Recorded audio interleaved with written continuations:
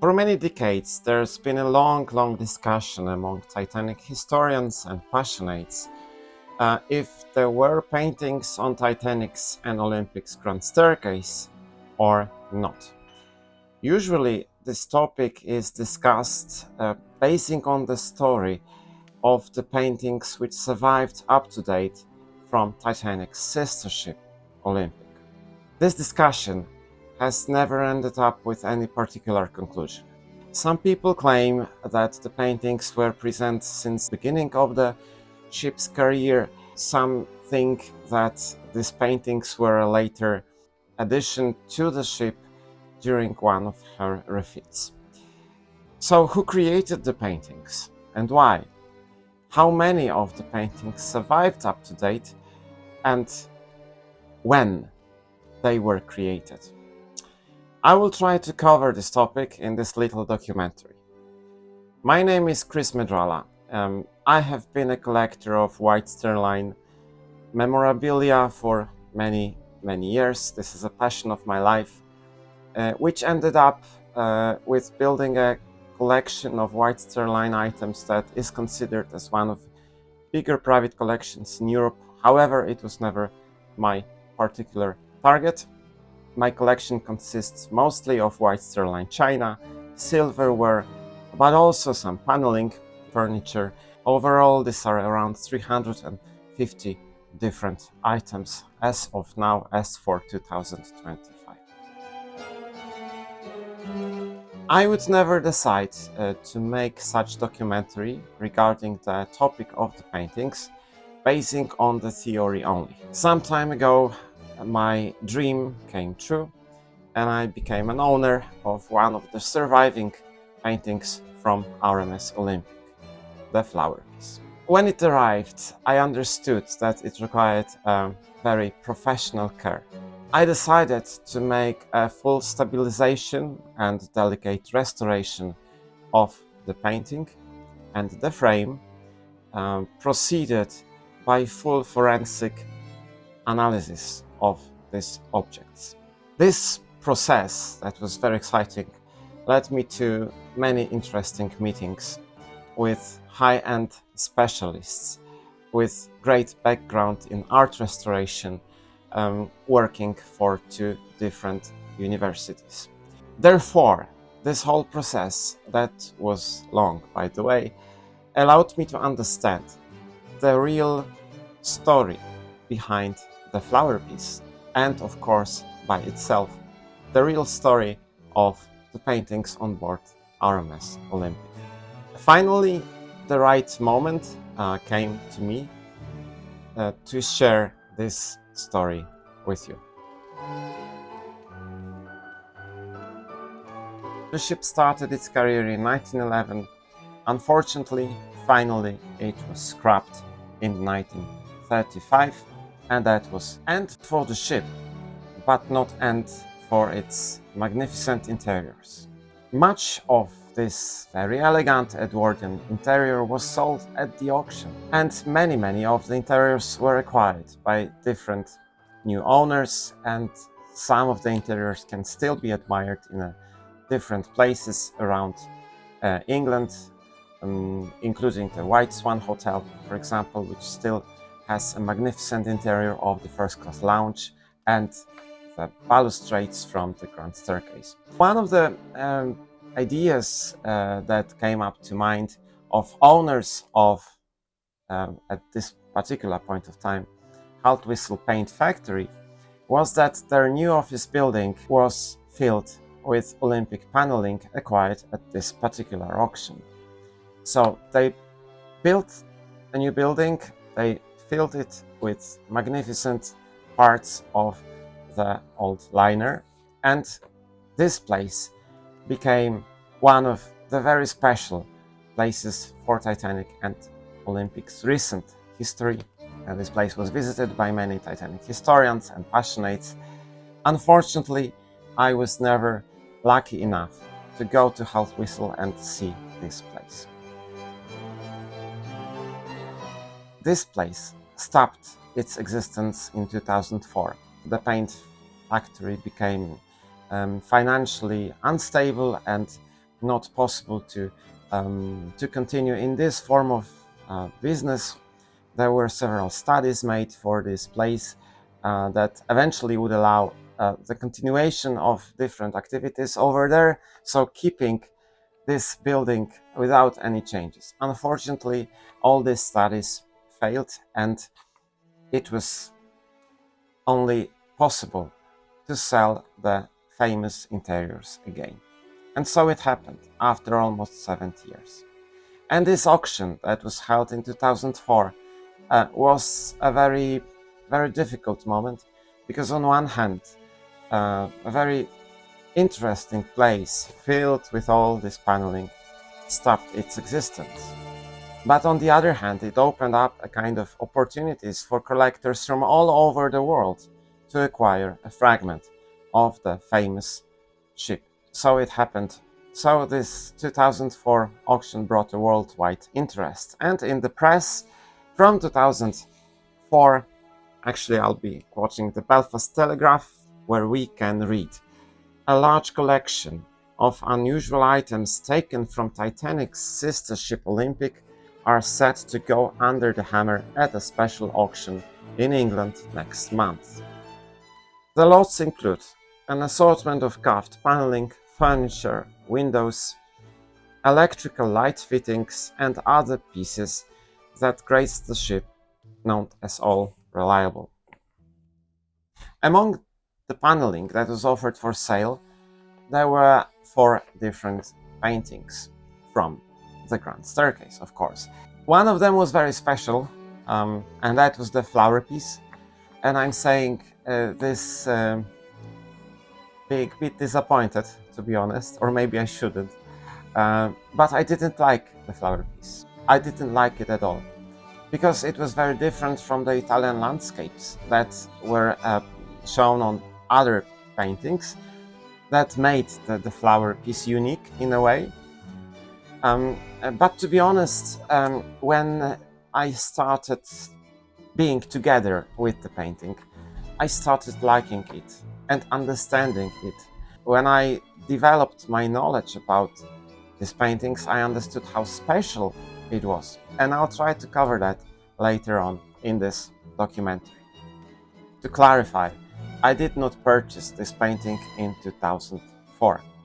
This is a long story that led me to this particular painting, because when it was acquired in 2004, for around 20 years, it was kept in a storage. Previous owner didn't perform any conservation of this painting. Finally, when I acquired the painting, I decided to make the whole possible effort to bring this painting and the frame to the best possible condition. As I mentioned before in the introductory section, there are 2 different theories about the paintings and the moment of their creation. So let's call them 1911 theory as the first one, and the other one where we would speak about the later addition of the paintings to the ship. For the 1911 theory of creation of these paintings, there are many different arguments that speak in favor of having them on board since the very beginning of the ship's career. First of all, the paneling itself.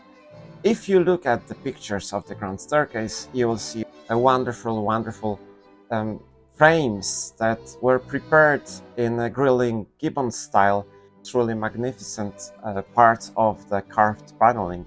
The first argument naturally comes: what for do we make the frame? We make the frame to hold the painting, right? That would be quite strange to have a frame without anything inside.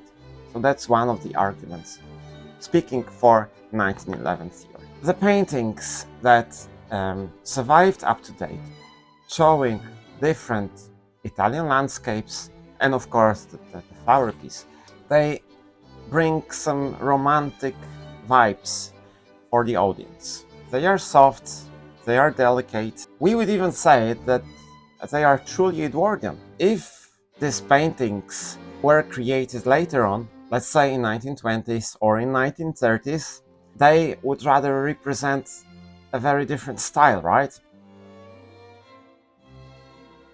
The other theory is about something very opposite to the 1911 theory.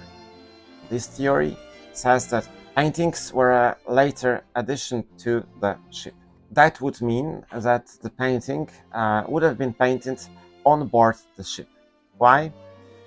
The explanation is simple, but it's very difficult to understand it when you don't have the exact paneling in front of your eyes. You cannot unframe the wooden panel on which the painting is created from the frame from the front. So if you wanted to make a painting separately on the original piece of wood that was at the moment incorporated in the paneling around, you would have to dismantle everything and then take this wooden panel from the back. That was quite a difficult task, and I'm not sure if that was worth doing so. Some of the enthusiasts of 1911 theory would post a picture of the Grand Staircase area where we can see from a distance a place that looks empty, surrounded by Grinling Gibbon frames. It's not telling us anything. This particular picture is difficult for any interpretation because some people say that they obviously can see the tree in this wooden surface that would be matching the painting itself. But there are also some people who say that it's only a reflection of the sun. Hard to say. The painting would have been covered with varnish, so then this varnish would be reflecting the sun. That could also be the case for this particular interpretation. My decision about the restoration of the frame and the painting was with me since the very beginning. Even during previous years when I was looking at different pictures around the internet of this and other paintings and their frames, I noticed how neglected they were. Many layers of paint, not quite nice looking, and of course not preserved anyhow, not stabilized. I knew that at some point of time I would have to take a responsibility of bringing this object to the best possible condition. And to do it wisely, to do it in a proper way, I had to make a plan. After the initial discussions with conservators, it was obvious for me that the frame would be treated very differently than the painting. Of course, the moment came for me when I had to separate this painting from the frame. And, you know, in a way it was touching for me because I was doing something for the first time since 1911. I was trying to be very delicate. That was amazing for me to see the little nails that were holding this construction from the other side. These nails looked like new. They were, of course, within the wood for more than 100 years, but they looked completely brand new. Amazing moment. I made sure that it's not possible to unframe the painting from the front. That is a very important information in regard to the story of the painting. The painting itself came back to the frame after around of 1 year, I believe. So that was the length of all the process that I undertook. The detailed process of restoring the frame itself I will discuss later. Now I will try to start with speaking about the painting itself and its restoration process. As I mentioned before, proceeding the restoration, I decided to make the full forensic analysis of the painting.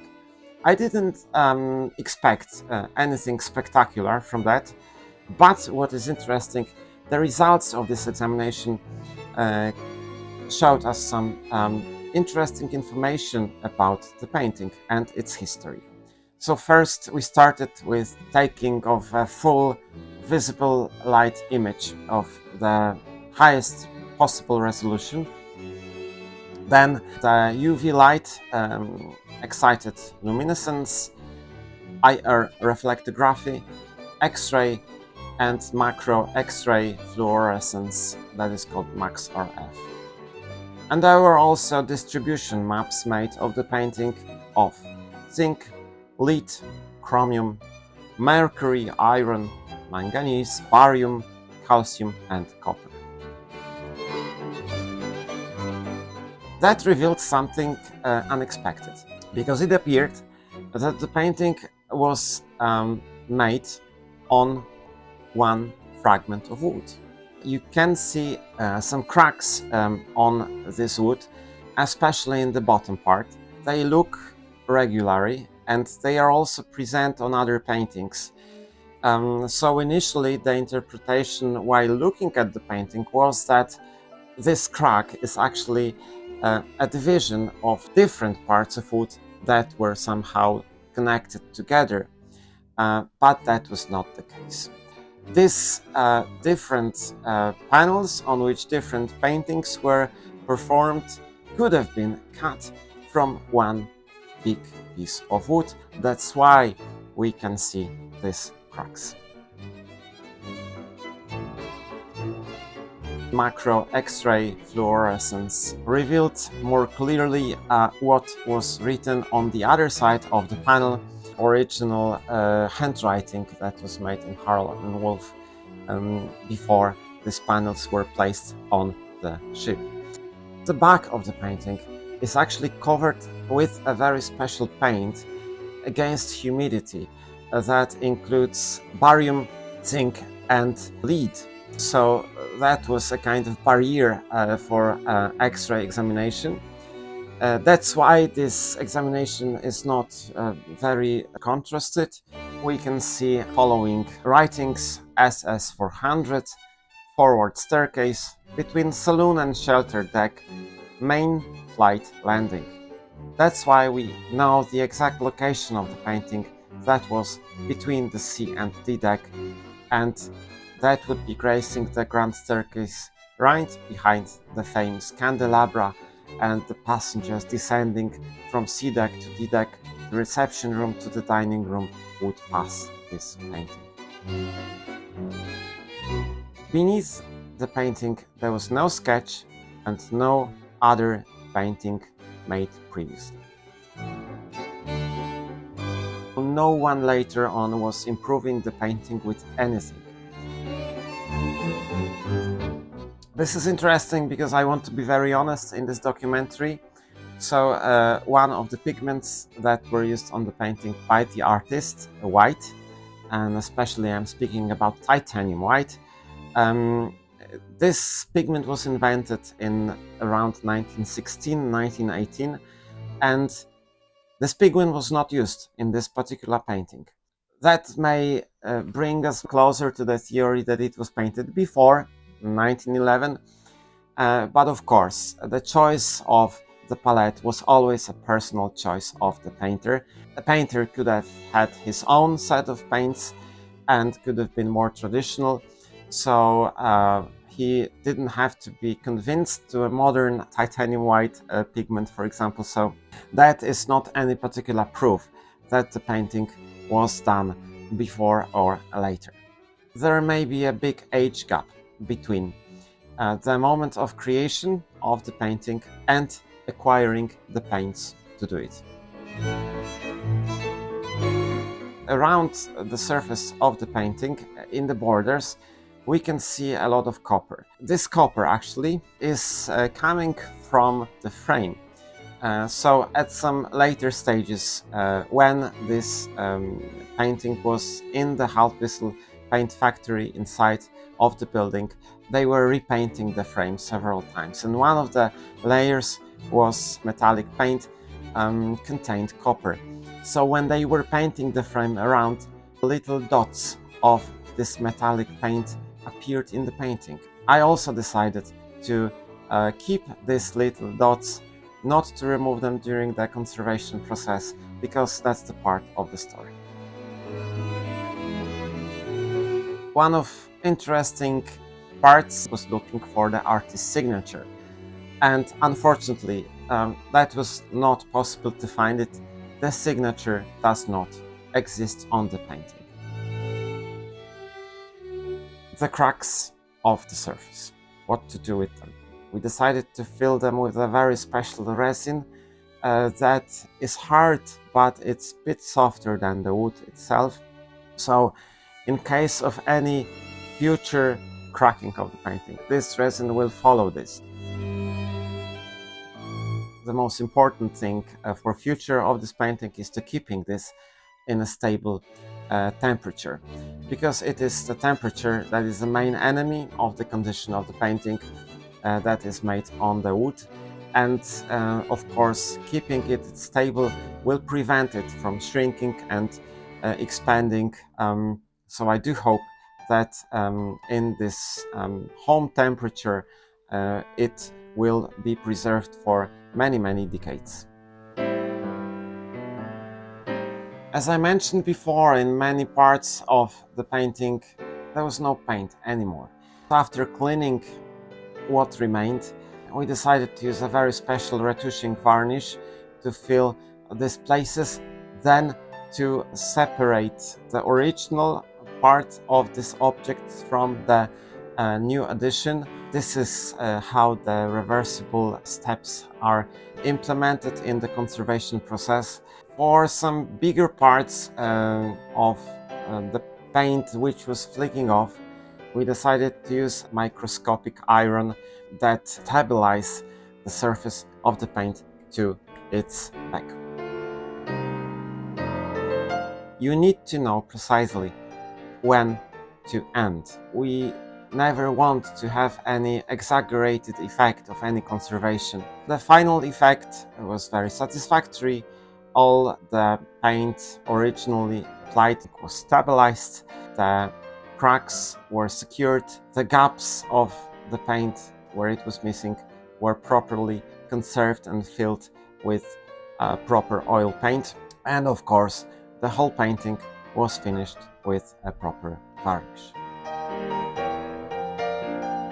The whole process of these different examinations and conservation indicated that without any doubt the painting was created within the frames.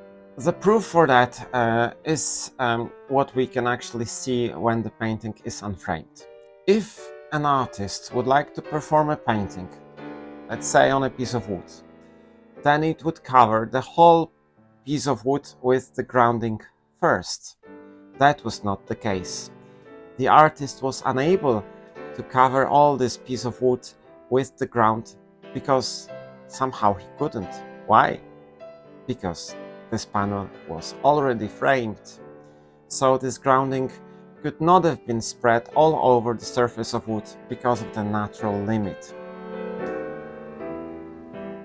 As a collector, initially, I was very in favor for 1911 theory. Because even for me that would be more interesting to have objects with a longer history. However, I had to accept the fact of the interpretation of all professionals who took care of this, who told me that in this particular case, this painting must have been done within the frames, and that meant that most probably it was done in 1930s. But there was no hard proof for that yet. The whole idea to prove that the painting was created within the frames went to the conclusion that we should perform a kind of cross test. We would need to prove that the panel itself originally was finished exactly like all the other paneling around. We needed to compare two different proofs. One proof from the Grand Staircase paneling, any, and the other one taken from the painting. And that's actually what happened. These proofs were taken before the restoration of the painting started, because this restoration process could possibly lead us to different interpretations, which we didn't want to have. The cross-test results were very satisfactory. However, honestly, I was a bit afraid of them. But it appeared that both of the proofs taken from the painting and from the Grand Staircase paneling were chemically identical, and they were finished with the very same form of shellac or any kind of wax or lacquer. So that meant that the painting was created in the frames on the ship. Imagine that kind of timeline when the whole area of the Grand Staircase paneling is initially finished in the same way. To make the painting, the artist needs to remove the original finish to apply the ground. Because without that kind of process, the paint that he would apply would not be very stable. The removal process of the original finish of the wood was not perfect. We would still find some tracks, chemical tracks of the previous finish while checking these chemical proofs, and that was the exact case. So the whole interpretation of all this process is as follows. The Grand Staircase was initially finished with some kind of similar way, like shellac or wax. Then this was removed at some moment of history, and then the grounding was applied to the future surface of the painting, and then the painting was created on board the ship. That actually speaks in favor of the theory of adding the picture later. So the cross-test confirmed that, but the best was yet to come. Who created the paintings? We didn't have the signature, as I mentioned before.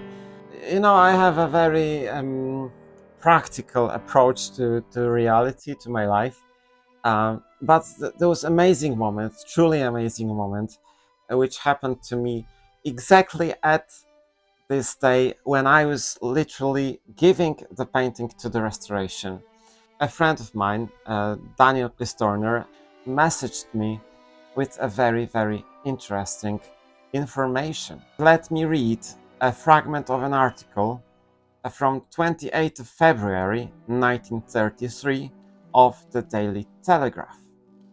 In this article, titled Olympics Overhaul, Beauty Treatment for Famous Liner, we can read as follows. The overall has enhanced without changing her personality.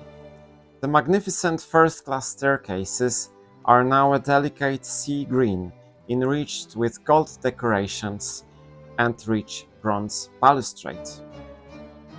And now, a series of delightful panel pictures executed by Mr. George Kewley in situ meet the eye of the descending passenger.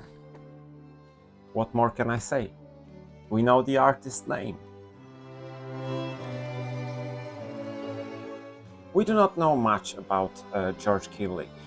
He was an artist who was contracted to make these paintings on Olympic, but he was also an artist himself. Suddenly, after discovering the name, I started looking for some paintings made by him that could have been comparable in a way, and could maybe possibly lead us to some more interesting issues. First of all, I did find some other paintings made by this artist, and That was fascinating because most of them are flower pieces. That's absolutely amazing, and that's what made me like this flower piece from Olympia. I understood that it was a kind of signature painting of this artist. Italian landscapes, yes, of course, he was a skilled person. He could have done it without any problems. We even know that there is one landscape painted by him. It's resembling so much the ones that exist from Olympic. But regard the flower pieces, this is very lovely because he is using a very same motif of urn on which there are different cherubs playing around, and the same motif is repeated on board RMS Olympic. Then, when we look at the painting from Olympic, we can see that there is some life that is added to this still nature. We see a butterfly, we see a bee, and other different living creatures that are somehow playing around these flowers. And of course, the flowers themselves, when we compare with other paintings, they are painted in the same manner. The very general condition of the frame initially was very bad. It was very neglected. I also understood that I had to perform the restoration of this. The scope of this restoration became obvious in a way, because this very, very thick layers of paint did not improve the look of the frame. When I was finishing this process and I visited my conservator's workshop, he told me, "Hey Chris, you know, I'm really angry with this work. For the last 2 months I've been doing this all the time, removing manually all this paint, because no chemistry was working." So he spent indeed 2 months of removing the paint. During the restoration process, I thought of finishing the wood with the most accurate, light honey shade of oak, adequate to the first, original finish on the ship. This somehow became impossible. We did apply the mentioned light honey stain to the bare wood after removal of all layers of paint from last 70 years. However, this proof went wrong, as unfortunately it exposed immediately the deeper stains from some paints which could have not been removed. Therefore, we decided to finish the frame with a bit darker shade of oak. It is also known that oak, while aging, is getting darker along the years. The final effect for our eyes also may vary depending on the lighting conditions. The frame does look much brighter in the daylight, while at the exhibition it looked much darker. We decided to preserve a stripe that can always be removed, but this stripe shows us all the layers of paint that were applied to this frame later in the history. And I have a belief that it's very good that we have this stripe, because these layers of paint can tell us the story, can be a subject to some further analysis, and of course, in this stripe we can see the color scheme that was applied while this paneling was on board Olympic, the famous green color. So there comes a question if the paintings were on Titanic or not, because we actually discussed the issue of Olympic. We can see the paintings in the movie of James Cameron. Sometimes they appear behind the actors. I think that there were no paintings on Titanic. The photographers were usually taking some pictures of the additions to Titanic that made the Titanic different from Olympic, right? So I think that they eventually would have photographed the paintings or would have mentioned them elsewhere, like in any folders, documents. There is also no archival records of any painter, any press article speaking about paintings on Titanic. If we have a look at the folders from 1911 advertising Olympic and Titanic, We will notice several descriptions of luxurious features, including the tapestry in the reception room facing the grand staircase, the Grinling Gibbons carvings in the staircase, the clock panel. If there were paintings in the staircase, they would have been worth mentioning. These descriptions do not avoid mentioning paintings in other areas of the ship, meaning the smokeroom and the painting by Norman Wilkinson over there. Of course, that's not a hard proof. I mentioned words that are often repeated by different people about the Titanic second-class passenger, a lady who was visiting the first-class areas and especially the Grand Staircase. In her memories, she recalled the paintings. So let's hear what she exactly said. Edith Heisman was 15 when she was put off the sinking ship into a lifeboat. She too remembers the Titanic well. It's really a very beautiful ship. The staircase of the first class is really beautiful. And the second class is as good as the first. Just as beautifully laid the tables were, and the most beautiful paintings were up on the wall. I think she could have seen some paintings somewhere, maybe on the walls, maybe in the frames, but there is no direct reference to the half landings of the Grand Staircase and oil paintings that show some Italian landscapes, for example. Therefore, I will leave you with this doubt. I will rather stick to the opinion that there were no paintings on Titanic. I have a very deep feeling that we only own these items for some fragment of their life. And someday we will all pass away. In hundreds of years there will be no one, me and you. But the objects will remain. And it is our responsibility to make these objects stable, to conserve, to protect from the pass of time and the destruction. I think that preserving them for the future generations is something important to do, as well as taking care of sharing the knowledge and possible public display. I was very happy that this whole restoration project ended up with the public display of the flower piece. Actually, when the painting came back to me after the conservation and I framed it in again to the frame, it was with me for 1 day or two, not more. And finally it all went to Titanic exhibition in Rosenheim in Germany.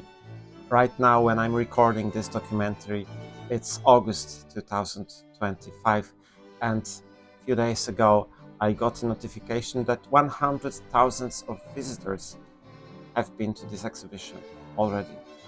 So I'm very happy that I can bring these items to the public view and let them be enjoyed by many. This documentary would never be possible without great help and support from my friends.